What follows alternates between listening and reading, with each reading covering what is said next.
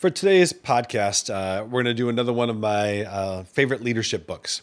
Remember that if you want to win a chance to get 5 books sent to you for free, just let me know and put your email address in or whatever. We'll give you information at the end. This book is truly one of the best books of all time. It's called Atomic Habits, and it applies to life, to leadership, to work, everything. It's just fantastic. And it's by James Clear. The idea with this book is it teaches that small habits equal big impact. That's the key with this book. And I often talk to people about, hey, what are your micro habits? What are your small habits? What are your micro habits? And the thing that I like the most about this idea is that many people think, oh, I can't get to that point, because it's such a big thing, there's this chasm I need to cross to be able to get from where I am now to where my goal is. And the key is not to focus on the chasm. The key is the focus should be, what are the small steps you can take right now? What's the first step you can take right now? What's the tiny change, right? That if I do this consistently over time, will compound and build the bridge over the chasm to the other side. Because realistically, people think, well, it's going to take one huge leap to get over there. Nope, that's wrong. What has been found is that success actually happens because of discipline. And I'm a big, huge advocate of discipline. The fact that I pray every single morning, the fact that I do exercises every single day, the fact that I do certain things consistently, not when I want to. I was at my son's lacrosse tournament, and in, west side of Chicago. And I recognized, we had a 7 a.m. game, so we had to be there by 6:15. We got up really early. And I recognized that, I hadn't done my pushups yet, because we were kind of rushed in the morning. And I do 100 pushups every day. And so it was early, not a lot of people there. Behind my car was a space on the grass where no one could see me. So I went behind, I kind of looked around, went behind my car and did 2 sets of 50 push-ups. And I got my 100 push-ups in for that day. And the key is, it wouldn't have been that big of a deal if I missed my push-ups that day, because we had a 5-6 hour drive, coming up and all this stuff.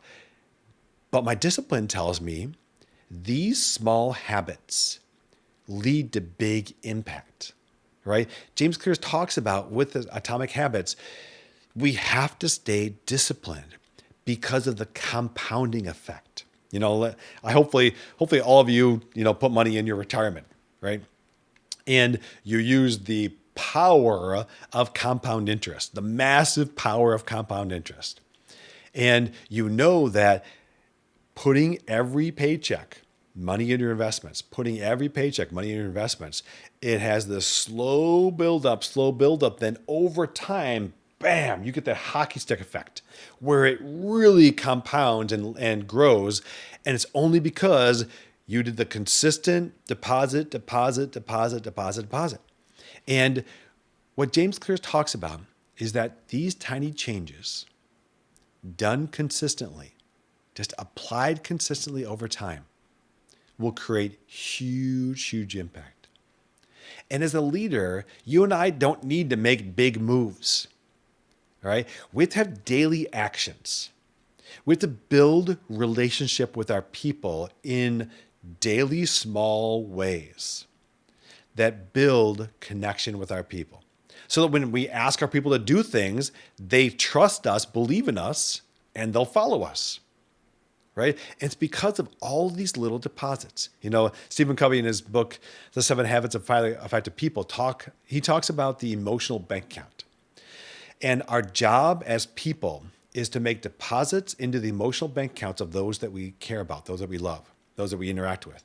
And if we make positive deposits into the emotional bank accounts of the people around us, when we have to eventually, inevitably, take a withdrawal, there's still enough money in there that we have relationship. So the key is, how are we as people, as leaders, building the habits, right, to allow us to create the outcome that we want? And I think that what is key is that James talks about identity over outcome. All right. Identity over outcome. And the idea with this is that both are important. All right. But identity is even more important than the outcome is. And an example of this is saying, I want to be the kind of leader who blanks, who is selfless, who cares about relationships, who is intentional, all right, who is these things. And when you talk about being the kind of leader, the identity, then what's cool is that you will eventually achieve the things you want to achieve, right, which is the outcome. Right? So it's great to focus on outcome, but it's key to focus on identity. So you want to talk about building leadership identity, all right, through your daily behaviors. What are you doing? I also journal almost every single day. And I've had checklists of things that I would do every day. Every day I set out what my goals are for that day. I set out what my schedule will be. And I set out saying, I want to achieve this. The people I work with know I set out weekly goals. We set out monthly goals. We know what our big, hairy, audacious goal is, our BHAG is, that we want to achieve and reach. But the key is we have to talk about who do we have to be and what do we have to do to achieve those goals. Because that big, hairy, audacious goal, I can't reach right now. It's way too big. I love how big it is. But if I do the work today, right? If I sit here and talk to you on a podcast, and I make sure that every week I do the podcasts, if I make sure to do the work daily, if I have the behavior and the discipline, right, then I can achieve my goals. And what's so interesting, another thing from the book, you do not rise to the level of your goals, all right? You do not rise to the level of your goals. You fall to the level of your systems. You fall to the level of your discipline. All right. So you don't rise to the level of your goals, I'm going to be so focused on A, B, C, D. Those are goals. All right. Those are I want to be, I hope to be, I will be. You fall to the level of your discipline, of your systems, of what am I going to do today? All right. To get me one step forward to be able to reach my goals. So the key is, how do you set up systems? How do you set up an environment? How do you set up routines to support your leadership success, right? To help you to reach your goals. If you do that, if I do that, if I have the discipline, the routine to be able to do the work daily, I will achieve all that I want in my life, right? So make sure to explore how structure fuels your freedom in your leadership. What do you have to do? You need to think about this. And then he has great focus on kind of building structure about how to do that. He talks about making it obvious, how clarity brings willpower. All right. And discipline will always beat goals. There are cues and intentional triggers to reinforce the behaviors that we want. All right. We can do things like daily reflection, check-ins, gratitude journals, you name it. But what are you going to do consistently? This is not the I hope to's. These are I can show you what I do daily. I used to have on my mirror in my bathroom, I would make a check every time I did my 100 push-ups. And I do other exercises in the morning as well. And eventually I had so many checks, just hundreds and hundreds of checks. I stopped doing it because I now built the routine. I built the structure, and make sure that you make it something that you're proud of, right? Make it attractive. For me, I had great satisfaction with those checks, and what is important is that you understand that motivation doesn't really get you very far, especially not relative to discipline. Right? Motivation is good. Motivation, I will use things to help me to get motivated. But I know that discipline is the key. Discipline is way more powerful, dramatically more powerful than motivation is. I don't want the rah-rah. I want the getting behind my car at a lacrosse tournament to do my push-ups. That's discipline. Right? And what was important is that I didn't say, I need to make sure to figure out a time to do it later on. No. I had the time in that moment, And so I made sure no one was watching me, and I just did it. All right. James talks about also make it easy, right? Make it clear, make it easy. You want to make sure to reduce friction. So if you're going to start a Couch to 5K program, if you're going to try to run a marathon, and part of what you're going to do is to run in the mornings before you go to work, right?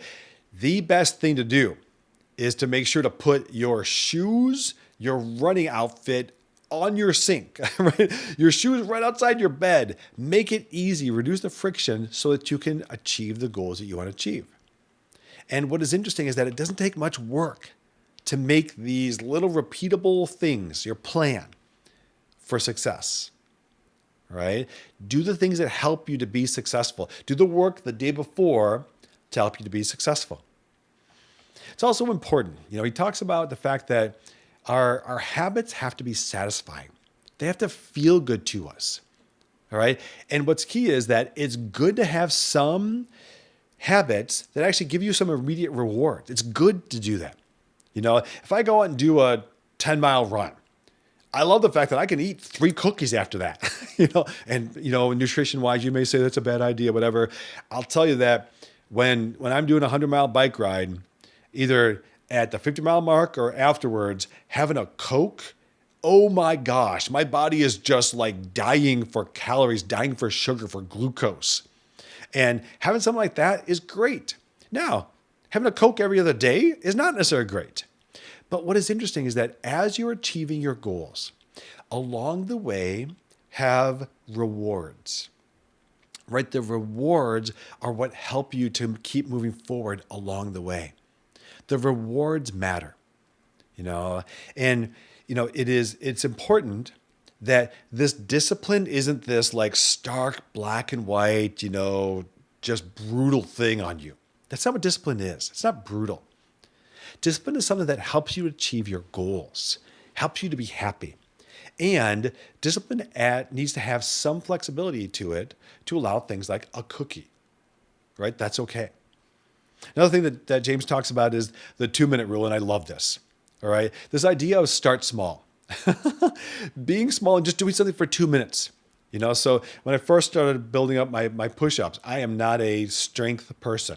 And so I had to do, again, 15 to 20 to start with, right? And what he's talking about is the 2-minute rule. Just do something for 2 minutes, right? If you don't like, let's say, doing podcasts, if, talking in front of a camera is terrifying to you, just do it for 2 minutes. Start small. And that's actually a really good thing because what it does is it anchors you. You started. And that is such a big deal.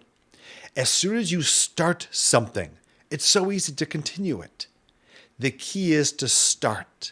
The key is to do the work. If you're going to go for a run, just get off the couch. All right. If you're going to make sure to start, eating better, remove the cookies from your house because environment shapes behavior. He's so big on this, and I 100% agree. If you want to stop drinking soda, if you want to stop eating cookies, you want to start doing better, change your environment to make that better. Let's say you want to stop drinking Starbucks in the morning. I don't care. I'm not saying that that's bad. I'm just saying that's key. But you drive by a Starbucks every day. Take a different route because your environment will shape your behavior. So please make sure that you do the work with all these little habits, right? These are not hard habits. All these little habits to create the success that you want in your life.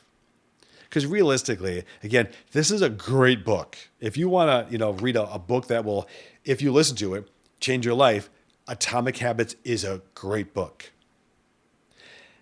I hope that you kind of see that when I'm doing these podcasts, the goal is, how do we grow as people? How do we become better human beings? And through that, become better leaders.